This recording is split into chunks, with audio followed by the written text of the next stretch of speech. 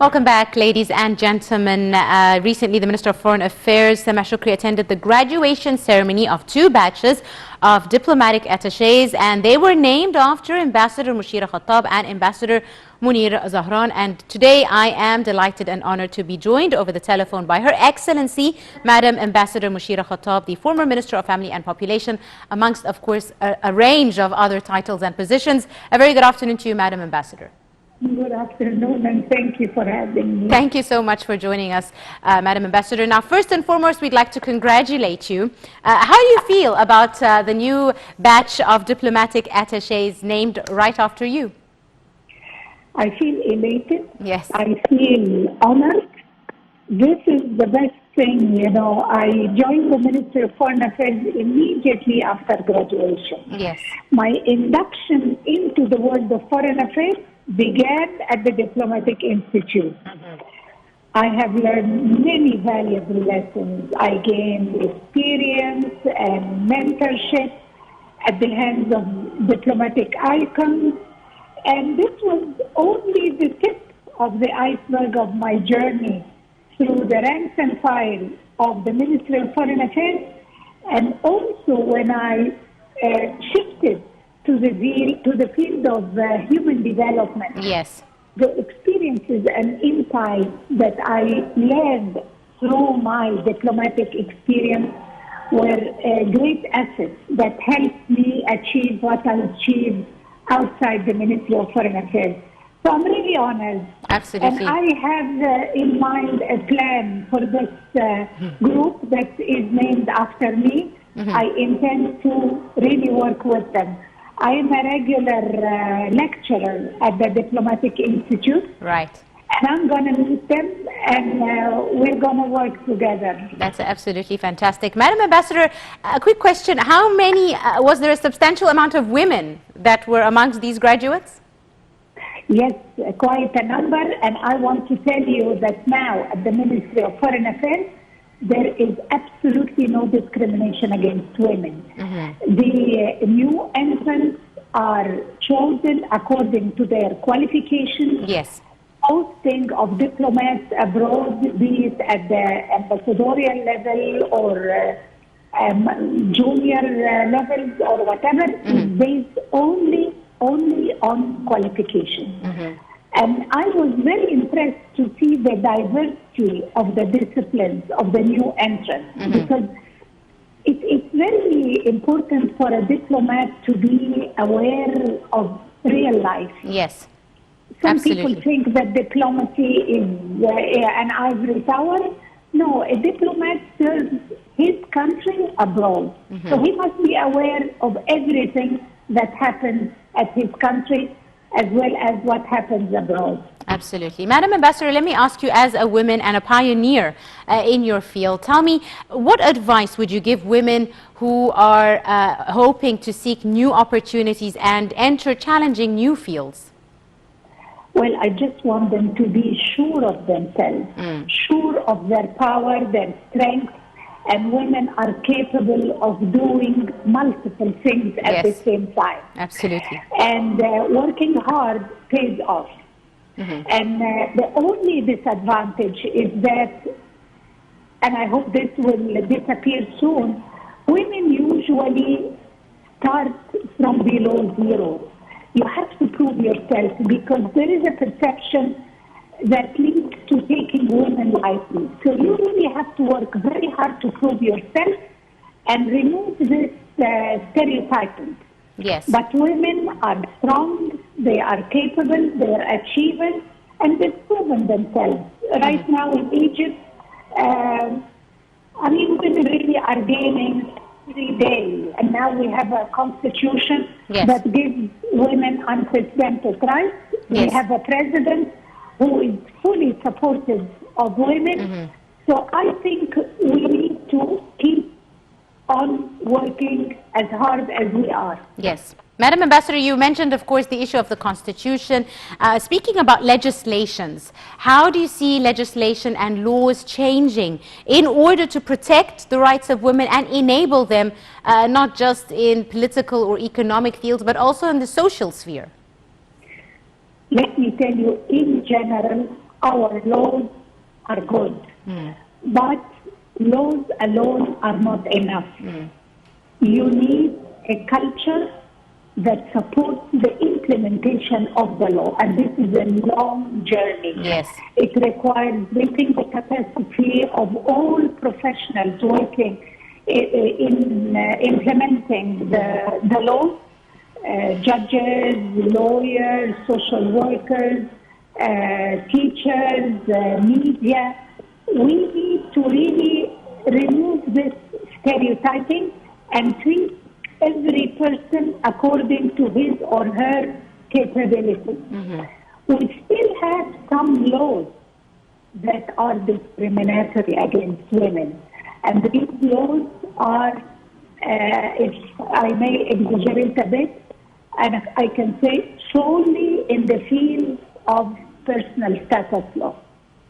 And this is a hurdle that we have to overcome, and I'm sure we will overcome by building a societal consensus. And I have to underline this. Societal, it's very important, that each and every member of the family must realize that it is in his or her best interest to have a fair relationship inside the family. That inside the family we are all equal. Yes. We are all serving our family, especially our children. We must put the best interest of the child as a primary consideration in everything the parents do. Yes. Or the state does when the state is embarking on a new legislation or anything. Because children are young, children should not pay for the doings of the elders. Yes. Yes, indeed, Madam Ambassador. Speaking about the role of women moving to the political sphere, since 2011, women have really started to participate politically or in the political life and sphere. In Egypt, we've seen women pioneering the elections and voting processes, whether it was for the presidential or the parliamentary elections, etc. How do you see this shift for women and their role in political life in Egypt? I would like to say that 2011 was a turning point for women. Absolutely. Women camping in the street, demanding for change, they were equal to men. This didn't last long because we've seen some groups who tried to hijack the revolution, but women kept on building on the gains they gained at Tahrir Square, removing stereotypes. This was important because we have to admit that the work for women's rights has been ongoing since 1919, and it's accumulative. You cannot achieve this overnight. Yes, of and course. Egypt has been building this. We were the first country in the Middle East to have women members of the parliament in the 50s. So we are building on the success, and as a matter of fact, the current constitution that we have was drawn by the Committee of 15, which included distinguished, capable women like Ambassador Mervat Talawi.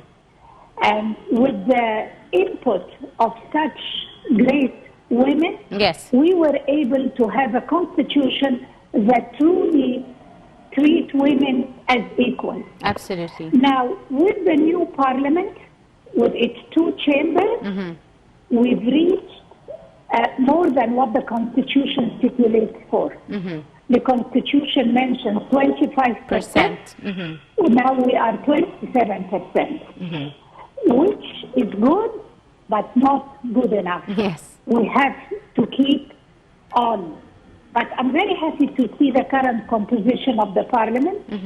We see new faces, we see young faces, we see old faces that are very good. We see diverse disciplines, which is very important for the parliament. Absolutely. Because the parliament represents the people, and we have to represent all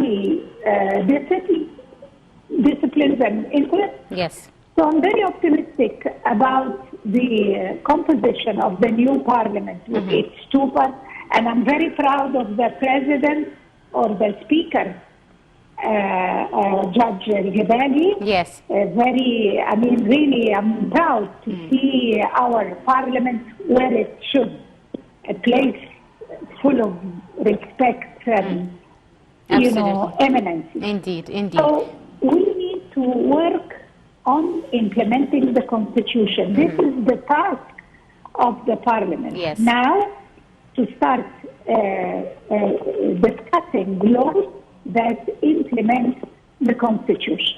Absolutely. Madam Ambassador, you spoke about the rights of children. Now, every family, as you said, is working or geared towards equality and providing their children with the best possible opportunities. Now, education is a very important factor to reach this equation of empowerment or equality. How do you see the role of education, especially with regards to fair education opportunities? If a family has girls and boys, educating both genders, in order to provide them an opportunity of this empowerment? Well, education is a human right. Yes. And it's not just a human right. It's an enabler towards the achievement of the rest of our rights. So it's crucial that each and every child born has a birth certificate, goes to school, and continue in school without any interruption or obstacle, financial or social or whatever. Of course, in Egypt, the school enrollment is not bad. But the dropout is a huge problem. And the dropout feeds into child labor and child marriage. Yes. And these are gross violations of the rights of the child to education and to equal opportunity. When you deprive the child of education, the child has no opportunity to choose or to be ambitious about the their future. Yes, yes. Yeah, exactly. And this problem happens at the low-income groups, at the poor. Yes. And it's dangerous because when you send the child to work, the child becomes a breadwinner, and this tempts the family to have more children. So it adds to the severity of the population explosion. Yes. It instigates poverty, deprivation, violation, and exploitation. And we have to insist on implementing the law. I'm very proud to have been part of the team that put in place Law 126 in the year 2008. This law ensures that every child goes to school, and if not, parents are held accountable. If we implement this law, we can hit two birds with one stone, Indeed. as a proverb says. Yes, yes. We will stop the dangerous population explosion, and we will improve the efforts of eradication of poverty. Absolutely. Indeed. Madam Ambassador, you're speaking about the laws and legislations. We've come a long way in this regard. Also, lots of initiatives aimed at eliminating violence, for example, against women, against children, stopping child marriages, encouraging women health, family planning, etc. How can these initiatives be translated into legislation which is needed to protect these fundamental rights? Believe me when I tell you, we have adequate laws. We don't need new laws in this particular respect, but we need to educate the people about these laws, educate the professionals working for children, Yes. that we must implement the law. And any perpetrators of violence must be brought to justice. Yes. So it is an implementation. Need to pass new laws. Yes, yes. And there is one thing I want to really mention. Female genital mutilation is criminalized by law, and the penalty has been harshened recently, and it's still performed underground. We have to encourage the private sector, the civil society, yes, to be the watchdog. We have to educate parents that with the new amendment to the law, they are held responsible and they can go to jail. Absolutely. The same applies, though we don't have the same penalty, when it comes to deprivation of education, which is linked to child marriage in the case of girls. Yes. Yes. Madam Ambassador, let me ask you a question. Do you believe or do you think that men must be addressed by initiatives to empower women? How essential is it to involve men in these efforts to empower women? Thank you so much for putting this question. Yes. This is crucial. Participation, involvement, enthusiasm, and encouragement by men is crucial for achieving the rights of children and the rights of women. And that's why I like to target the family. Because the family is a very sensitive institution for everybody. We're human and we love our family.